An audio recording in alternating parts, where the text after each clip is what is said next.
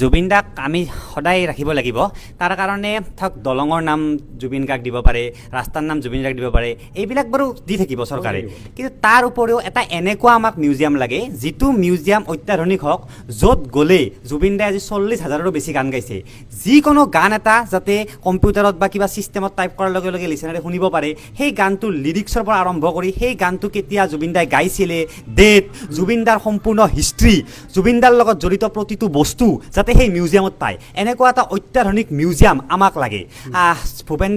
ভূপেন্দাৰো এটা আছে গম পাইছে কিন্তু হয়তো ইমান অত্যাধুনিক হৈ উঠা নাই আমি সকলোবোৰ বস্তু ভূপেন্দা তাতে গৈ বিচাৰি নাপাওঁ কিন্তু জুবিন দাৰ লগত যাতে এনেকুৱা নহয় জুবিন দাক সেই গোটেই সৃষ্টি আমি যিখিনি সৃষ্টি দি গ'ল সেইখিনি আমি বচাব লাগে এতিয়া যেনেকৈ নহওক সময়ৰ লগত যাতে বস্তুটো হেৰাই নাযায় এনেকৈ কোৱা হয় যে সময়ে সকলো শেষ কৰি দিয়ে গানটো বজাই থ'লে নহ'ব আৰু আমি মানে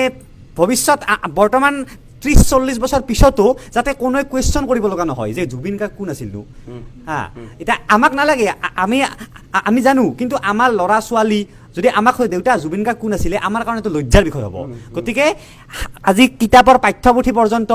অসম যেতিয়ালৈকে থাকে তেতিয়ালৈকে যাতে অট'মেটিকলি যেনেকৈ ল'ৰা এটাই খোজ কাঢ়িব শিকিবতো নালাগে ন অট'মেটিকলি শিকি যায় তো সেনেকুৱা এটা অট'মেটিক ছিষ্টেম আমাক লাগে যাতে নতুনকৈ জন্ম হোৱা নতুন প্ৰজন্মই অট'মেটিকলি ডাঙৰ হ'লে জুবিন দাৰ কথা শিকিবই লাগিব নিশিকাকৈ ডাঙৰ হ'ব নোৱাৰে এনেকুৱা এটা বস্তু লাগে